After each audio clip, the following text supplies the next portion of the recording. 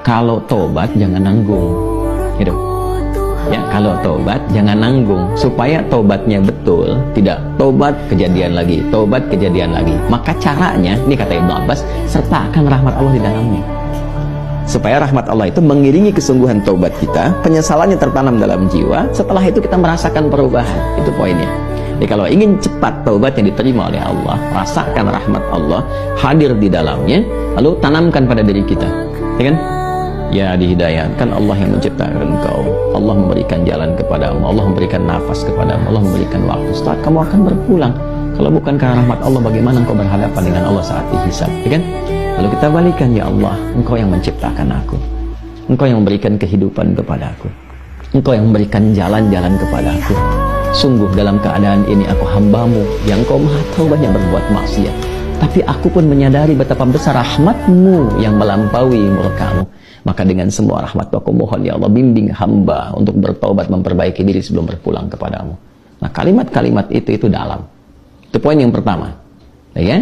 Jadi singkatnya itu, jika ingin bertobat, jangan nanggung, sertakan rahmat Allah di dalamnya, sehingga membuat kita lebih serius dan lebih kemudian merasa ya dalam jiwa kita untuk kembali kepada Allah. Yang kedua, ada poin anugerah.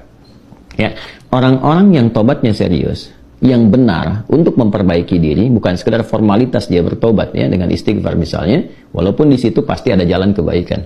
Nah, orang-orang kembali yang berusaha dengan serius tobat, dia memperbaiki diri, maka di situ mendapat jaminan dari Allah Subhanahu wa taala. Lewat dialog ini, Allah bukan hanya akan membimbing ia untuk memperbaiki dirinya lebih baik dari sebelumnya, lebih tenang, lebih damai, lebih nyaman. Jadi ingat ya, taubat itu hal yang pertama Allah berikan, itu bukan materi dunia dulu. Bukan kedudukannya langsung naik, begitu tidak. Ya, bukan materi bertambah langsung kaya, bukan ilmu langsung banyak, tidak. Yang diberikan kelapangan dulu. Ketenangan, kelapangan, kedamaian, dibersihkan yang kotor-kotornya, baru datang melimpah. Ya, baru datang melimpah. Anugerah-anugerah sesuai dengan pilihan hidup kita untuk beribadah dan sebagai bekal kembali kepada Allah. Nah, nanti kalau benar taubatnya dan memperbaiki diri, diberikanlah kelapangan itu, lalu ditempatkan di kondisi lebih baik dari sebelumnya. Nah, ini yang dimaksudkan kalimat di sini. Ya, ara'aitin ana tubtu wa aslahtu arajin anta ilal jannah. Ya Allah, jika memang aku betul-betul bertobat, betul-betul memperbaiki diri, menata jalan hidup, apakah engkau akan mengembalikan aku ke surga? Ya, maka apa yang dijawab oleh Allah?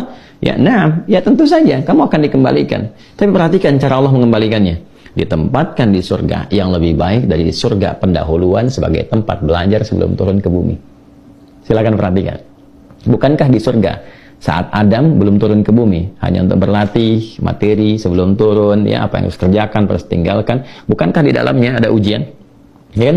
Silahkan makan minum tapi jangan dekati yang ini, jauhi ini, lakukan ini, ya kan? Perintah dan larangan. Tapi surga yang akan ditempati saat kita kembali kepada Allah, bagaimana wujudnya, bagaimana sifatnya? Allahu Akbar, jannatun na'im, semuanya kenikmatan, nggak ada larangan lagi, nggak ada perintah lagi, semua tinggal nikmat saja. Berbeda dengan sifat yang pertama. Ya, artinya apa? Di sini diberikan kesan kepada kita, orang-orang yang bisa memperbaiki dirinya, selain hidupnya lebih damai, lebih tenang, lebih nikmat dibandingkan saat ia larut dalam maksiat. Anda punya harta, ya dihasilkan dari harta yang haram, yang riba, yang korupsi, yang menipu dan sebagainya. Lalu sadar, ya dari judi dan macam-macam, sadar tuh. Lalu ditaubati tuh. Begitu tobatnya benar dan memperbaiki diri, awal-awal itu nggak mudah karena harus melepaskan kebiasaan, melepaskan gaya. Gaya kan bandingannya dengan tekanan kan? F berbanding lurus dengan P kan? Ya, gaya berbanding lurus dengan tekanan kan? Artinya semakin gaya, banyak gaya semakin tertekan kan? Ya. Nah, ketika itu dilepaskan, tekanan kan tinggi juga. Ya, tapi apa yang terjadi? Balasannya ketenangan setelah itu. Kedamaian. Setelah tenang, damai dibalik sama Allah tuh. Dibalik, diperbaiki hidupnya, lebih enak lagi, lebih menikmati kehidupan, lebih berkah, lebih tenang, gak dikejar apa-apa. Yang paling menarik, pulangnya pun disambut. Allah perintahkan pada malaikat sambut dia dari mulai sakaratul mautnya. Langsung disambut dengan kalimat-kalimat ketenangan. Ya ayyatuhan nafsul mutmainnah, hei jiwa yang tenang, irji'i ila rabbika radiyatan mardiyah, cepat balik kepada Rabbmu. Ya kan? Kembali kepada Tuhanmu dengan keadaan yang nyaman. Aku ridha dengan amalmu, engkau pun ridha dengan pemberianku. Kemudian apa? Fadkhuli fi ibadi wadkhuli jannati. Masuk dalam golongan hamba aku siapkan surga untukmu. Nah, surga yang diinformasikan dalam sakaratul mautnya, aku siapkan surga untukmu, itu lebih indah, lebih baik dari semua kemewahan yang pernah ia rasakan di dunia, dan itu nggak ada bandingannya, walaupun setetes. Walau setetes. Itu poinnya. Jadi bertobat itu mesti punya motivasi. Ya, jadi kalau nggak ada motivasi, sulit kita melakukan itu. Motivasi terbaiknya adalah, nih, mau sampai kapan larut dalam maksiat? Bagaimana kalau sedang bermaksiat itu wafat? Ketika sudah menyadari itu, cepat perbaiki, cepat bertobat. Begitu tobat itu dilakukan dengan benar, janji Allah turun. Ya, selain dibimbing, diberikan ketenangan, kedamaian, dibalikin lagi, lebih nikmat dari sebelumnya, lalu dibimbing mendapatkan sesuai dengan bekalnya. Kalau ilmu dikuatkan dia, supaya cari surga dengan ilmunya. Kalau kedudukan diatur, supaya tidak mendapatkan kedudukan dengan nyogok, dengan korupsi, kan? Dan macam-macam. Naik itu. Sesuai dengan maslahat dia. Dan kalaupun dapat harta dengan cara yang benar, nggak usah nipu, ya, nggak usah korupsi, nggak usah macam-macam gitu. Dapat dia, ditempatkan. Sampai dia jaga sampai wafat aja. Begitu meninggal, dapat yang terbaik. Lebih indah dari suasana yang dia dapatkan sebelumnya. Itu spiritnya. Ya, itu yang tadi saya katakan, menjadikan Allah sangat mencintai orang yang selalu berusaha menata dirinya lebih baik. Bertobat terus, tobat lisan, tobat pandangan, tobat pendengaran, sampai tobat kaki. Sampai dia merasakan perubahan dari semua organ tubuhnya.